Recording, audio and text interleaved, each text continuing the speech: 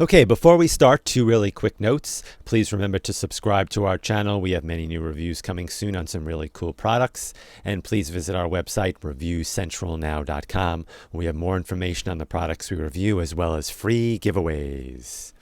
Okay, if your Roku is not connecting with your Wi-Fi, we're going to show you a solution in this short video that works like 99% of the time. Also, if you're looking for a new streaming device, we put links down in our description box to the best deals currently on all the latest streaming devices.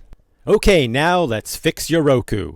You want to start at the home screen on your Roku. It'll look something like this.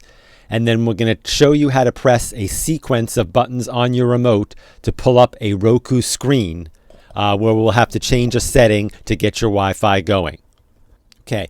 If you don't follow these presses, we're actually going to put them on top here so you can read them as well and write them down. But you want to push the home button 5 times.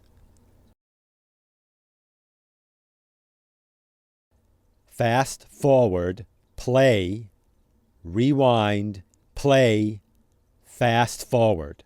And that should bring up this screen that we're going to right now. Okay, when you get to this screen, you want to scroll up to the Systems Operation menu. And then you want to go up to the Disable Network Pings. And you want to select that. If you select it, it'll actually turn to Enable Network Pings. Okay, that should fix your problem. I do recommend doing a system restart, though, before you try it, just to make sure. And I'll talk you through that. That's pretty easy. Just go back to the home menu. You want to go now into the settings menu.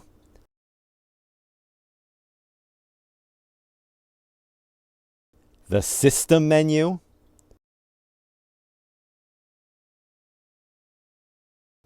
System restart. And then hit restart.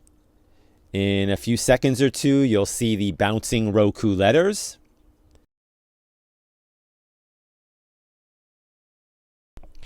And when the system comes back, hopefully your system should be working perfectly. Okay, that concludes our video. As always, thank you very much for watching, and please subscribe to our channel.